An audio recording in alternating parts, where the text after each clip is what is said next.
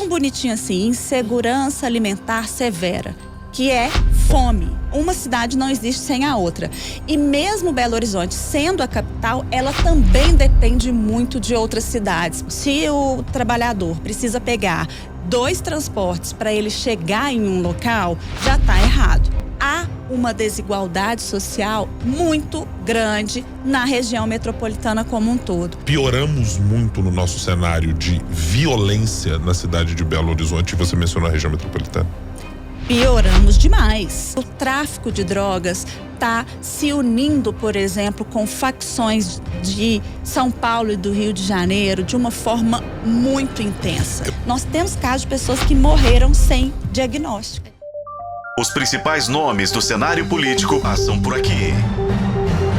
Café com Política.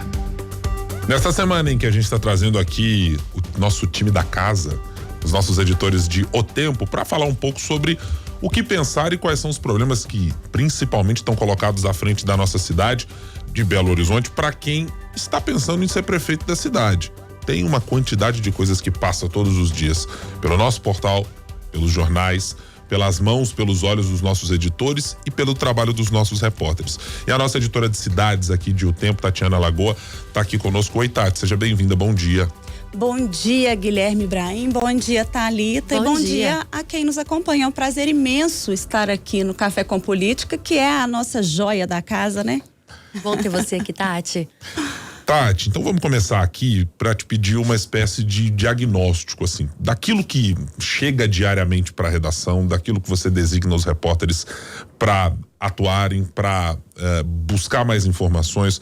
Onde é que estão alocados os grandes problemas que Belo Horizonte tem nesse momento? A gente está falando de saúde, é de educação, é de mobilidade. Onde é que você vê que é uma demanda grande da população e que está refletido um pouco naquilo que a gente produz aqui na Sempre Editora? Chega pra gente problema em todas essas áreas, né? Na verdade, é um pouquinho de cada coisa, né? O principal problema, o principal gargalo hoje de Belo Horizonte, sem dúvida nenhuma, é o trânsito, né? E isso não é um problema da gestão de agora, da gestão anterior. Acho que é importante a gente localizar isso, porque fica parecendo que a gente está falando de candidato A ou candidato B. Mas, na verdade, Belo Horizonte é uma cidade que foi projetada para um fluxo de veículos diferente do fluxo que a gente tem hoje. Belo Horizonte foi crescendo para vários bairros. Esses bairros periféricos não receberam transporte adequado. Então, a gente não teve, por exemplo, um metrô que chegou até lá e a gente nem tem perspectiva de chegar na maior parte desses bairros, né? Tudo bem, começamos agora uma obra importante no metrô, que vai levar aí mais uma linha que é tão esperada. Mas quando a gente pega, quando a gente fala das áreas periféricas mesmo, ninguém consegue pegar o metrô sem antes pegar um ônibus. Então, isso já é uma questão. Se o trabalhador precisa pegar 2 transportes para ele chegar em um local, já está errado, né? Porque Belo Horizonte, comparado com outras capitais, é uma capital até pequena, né? Era para ser mais fácil. Aí a gente tem toda a questão com relação à passagem. Hoje nós temos um custo de passagem entre os mais altos entre as capitais brasileiras, o que é um grande problema também, porque a gente está falando em custo e aí, às vezes a pessoa está ouvindo e fala, mas eu ando de carro. Tudo bem, você anda de carro, mas se você tiver um funcionário que seja, já está sendo impactado. Todo serviço que a gente contrata, este custo está nele. Então, em última instância, quem paga esse transporte é a população toda. E quando a gente fala de trânsito, a gente fala de mobilidade, a gente fala de transporte público, a gente fala de tudo isso que você já descreveu um pouquinho, Tati. Mas não é só da capital mineira, né? Porque hoje, quando a gente fala no pleito de 2024 e quando a gente teve a ideia de trazer vocês aqui, os gestores, para relatarem um pouquinho daquilo que chega, né? Como o Guilherme te perguntou, a gente tem uma única certeza, que o atual prefeito, se for prefeito mais uma vez, ou o que vier, né, aquele que for eleito para Belo Horizonte, vai ter um problema para além da BH, né? Precisa ter um problema olhando para a região metropolitana. E um problema que precisa ser resolvido, não só com os prefeitos também que estão nas cidades ali no entorno, com o governo de Minas, que aí passa para cima, vai para o governo federal. E é um problema político que envolve todas as políticas. Mas aí vamos falar um pouquinho de transporte público, porque nas últimas pesquisas, e a gente sempre fala isso aqui, na pesquisa Datatempo, quando a gente tinha aí saúde, educação e segurança pública figurando nos primeiros 3 lugares, sempre quando a gente falava dos problemas de uma cidade, de um país, de um estado, hoje a gente tem o transporte público em Belo Horizonte, que é um ponto de grande reclamação, né? Nós estamos falando de ônibus sucateado, vira e mexe a sua equipe de cidades, né? A nossa equipe aqui precisa fazer matérias de pessoas que mandam ônibus com goteira, ônibus com barata, ônibus que não tem um assento sequer, ar-condicionado que não funciona. Acidente por causa de manutenção do veículo. Acidente grave por causa de manutenção de veículo ou não manutenção de veículo. Isso mudou nos últimos 4 anos. Quando a gente olha para as eleições de 2020, você, quanto editora, acha que isso piorou nos últimos 4 anos? Thalita, olha que complexo. Quando eu era repórter lá, olha só, em 2010, eu cobri um plano que era super novidade na época, 2009, 2010, que era o Plano de Desenvolvimento Integrado da Região Metropolitana. Ele mudou o nome, tem um nome parecido com isso, mas ele está lá.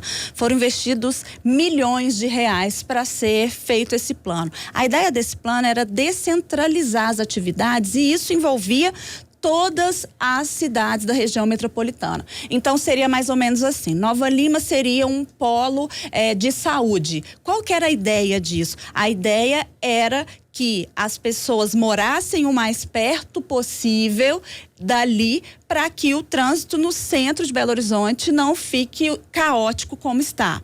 Então, a gente teria um polo aeronáutico, a gente teria vários polos específicos como referência e nisso o trânsito seria uma das questões aí que seria envolvida. E dentro disso, desde 2009, estamos tentando fazer um transporte integrado.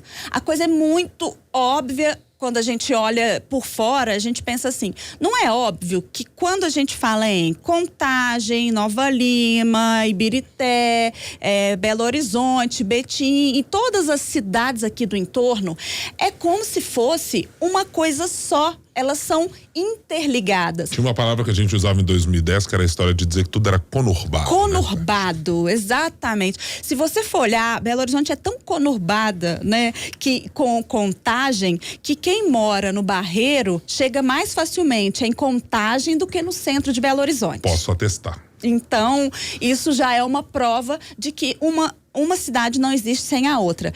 E mesmo Belo Horizonte, sendo a capital, ela também depende muito de outras cidades, porque aqui nós geramos serviços serviços importantes, mas eu falo aqui, mas eu estou em Contagem, né? Eu tô falando em Belo Horizonte. Nós temos aí esses serviços.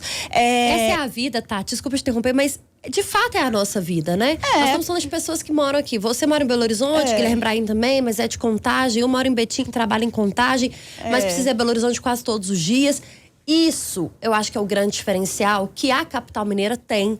Sim. É de fato uma vida em conjunto com a região metropolitana. Exatamente. Só que aí quando a gente vai olhar em termos, né, de integração, não há essa integração. Então, assim, a gente não consegue sentar todas as cidades para falar assim, aqui, vamos fazer um combinado aqui? Vamos pegar uma tarifa única, colocar uns pontos de ônibus em locais determinados? Vamos facilitar a vida de quem está saindo de várias regiões? Quando eu falei que Belo Horizonte precisa das outras regiões, nós estamos falando, por exemplo, de regiões que produzem veículos. Veículos esses que nós vamos comprar. A gente está falando de regiões que produzem tudo o que a gente vai consumir. Você pode comprar em Belo Horizonte, mas você está comprando um produto que foi feito nesse cinturão industrial e de fornecedores ao redor.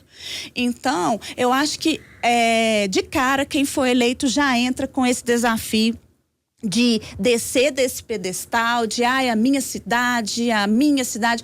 Não existe isso. A gente está dentro de um contexto em que a população de um local, o que acontece? Aí a gente entra em outro problema de Belo Horizonte que eu já conversei com o Guilherme sobre, né, Guilherme? Que é o alto custo de vida. O fato de Belo Horizonte ser uma capital com um custo de vida tão alto, porque não tem como crescer mais, então os imóveis são de fato mais caros. A gente teve mudanças no plano diretor que reduziram capacidade construtiva em alguns locais, e isso também foi certeiro, porque obviamente não dá para ter um crescimento desordenado. Mas isso também leva a um encarecimento do imóvel. Então, o que as pessoas precisam fazer? As pessoas precisam ir para as regiões metropolitanas para conseguir morar bem. Para conseguir morar bem, eu não estou falando morar bem em uma mansão, eu estou falando para conseguir morar. Porque há uma desigualdade social muito grande na região metropolitana como um todo. E aí, às vezes, alguém que está nos ouvindo pensa assim, eu sou de classe média, eu não sofro com isso. Sofre sim, porque a desigualdade social, ela leva em última instância ao aumento da violência. E a gente está falando de uma capital que depois de 11 anos, uma capital não, a região metropolitana, eles fizeram uma pesquisa pegando 24 cidades e eles mostraram e eles, é o governo do estado, tá? Que depois de 11 anos, sem a gente ter aumento no número de homicídios, neste ano a gente teve um aumento de 20%. A gente está vivendo uma realidade em que o tráfico de drogas está se unindo, por exemplo, com facções de São Paulo e do Rio de Janeiro de uma forma muito intensa. Eu vou te interromper só para te perguntar um aspecto neste caso de Belo Horizonte, Tati. É claro que as soluções sozinhas não podem ser tomadas pela prefeitura, né? Localmente não há capacidade para que somente a Guarda Municipal ou outros mecanismos de redução de desigualdade sozinhos deem a solução. Mas eu quero te perguntar, nesse cenário de 4 anos ou de 8 anos, talvez, em que a gente consiga ver as coisas com uma lupa, com um olhar um pouco mais dilatado, pioramos muito no nosso cenário de violência na cidade de Belo Horizonte, e você mencionou a região metropolitana? Pioramos demais, porque olha só, o número de homicídio, que é o crime mais hediondo que a gente pode falar, já é um indicador. Se a gente estava 11 anos sem ter aumento de homicídios e neste ano aumenta 20%, isso é um número muito alto. E claro, polícia militar é do governo do estado. Tudo bem. Só que quando a gente fala em segurança pública, não é apenas a presença da polícia militar. De um lado, a gente mostra diariamente que sim, a gente precisa de um efetivo maior, sim, é preciso ter uma valorização da carreira policial, tanto da polícia investigativa, a polícia civil, quanto, né, dos policiais militares que estão ali na ativa. Mas não é só isso, porque o que reduz violência? Você dar acesso à educação, a cultura, a comida. Então a gente está falando de coisas básicas. A gente fez uma matéria recentemente. Sociais, né, Tati? Exato. A gente vai aprofundar mais, aliás, nesse assunto amanhã com a Aline Diniz, né, que é sua parceira também aí na coordenação da Editoria de Cidades, e que também foi repórter, enfim. Porque é um assunto que de fato demanda um tempo específico pra gente falar sobre isso. Sim. Mas políticas sociais, e que cada vez mais a gente entende e a gente percebe, não precisa ser um especialista nisso, que precisa estar entre as prioridades. Total. A gente fez uma matéria recentemente, Thalita, mostrando que 2 aglomerados daqui de Belo Horizonte, Cabana Pai Tomás e o aglomerado da Serra, 4 a cada 10 pessoas estão em situação de fome. Falam bonitinho assim, insegurança alimentar severa, que é fome. 40% de 2 dos maiores aglomerados do estado, 40% da população passando fome. Aí eu te pergunto, uma mãe que está passando fome com o filho, normalmente mães solos, que precisam sair para trabalhar, e aí não tem EMEI em tempo integral disponível para essas mães. Então essas mães não conseguem sair para trabalhar e deixar seus filhos seguros em uma escola, né? Então essas crianças ficam na rua. Essas crianças que ficam na rua, elas têm contato com o quê? Com o tráfico de drogas.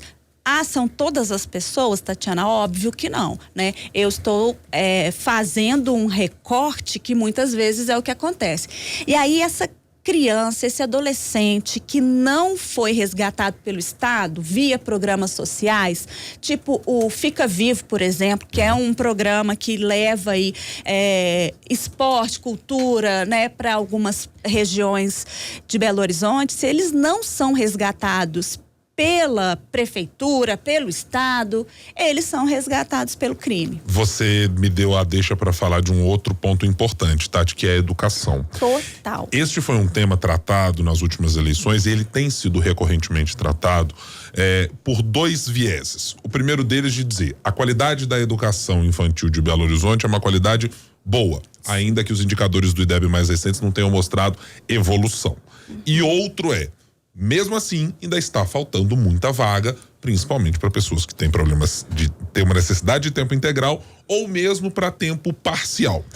Esse é um problema de que tamanho na sua avaliação, ou ele ficou de que tamanho? A cidade evoluiu de alguma maneira em relação aos últimos 4 ou 8 anos?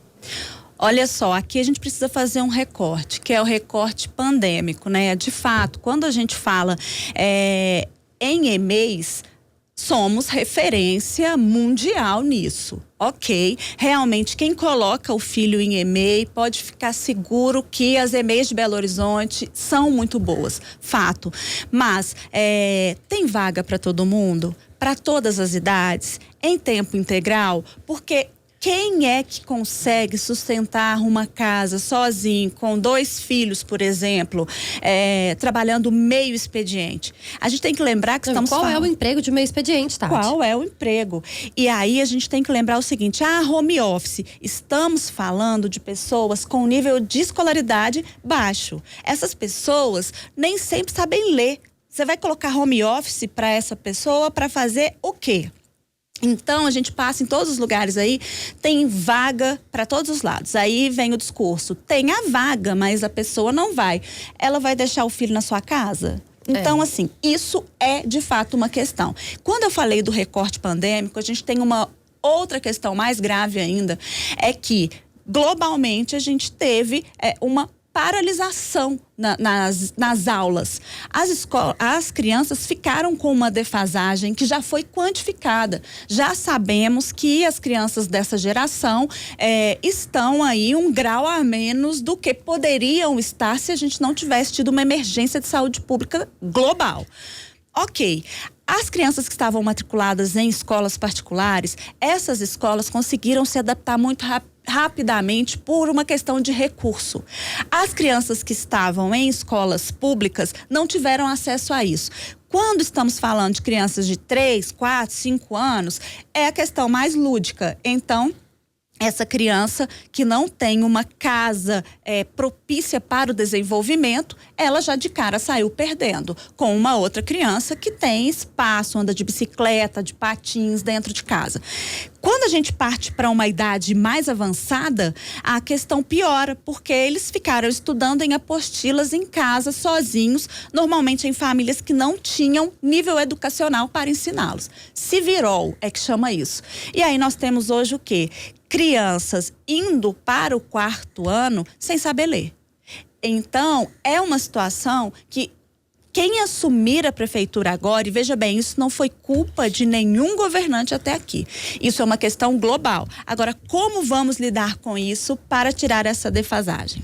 É isso. E o futuro tá logo ali, né, gente? Tá. Nós estamos falando de um futuro que não tá muito distante. E olha que assim, a gente falou de várias coisas catastróficas, mas a gente não falou de uma questão muito catastrófica, que é a saúde, né?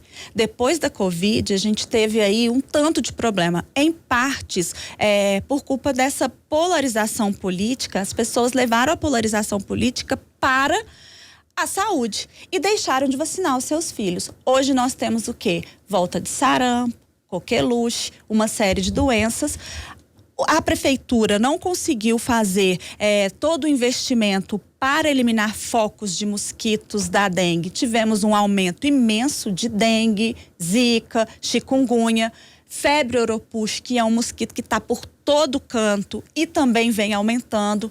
Então, a porta de entrada são os postos de saúde que estão nas mãos da prefeitura. E toda semana a nossa equipe faz o que, Tati? Mostra que eles estão lotados, as pessoas estão morrendo na fila e as pessoas ficam com raiva do prefeito, mas na verdade é tripartite, né? Então as pessoas têm que entender assim, você chega no posto de saúde, é a sua porta de entrada, mas se a prefeitura não consegue vaga em um sistema que é amplo, que é gerenciado pelo Estado e que também demanda recurso do governo federal, ela vai morrer sem ter o procedimento. Nós temos casos de pessoas que morreram sem diagnóstico.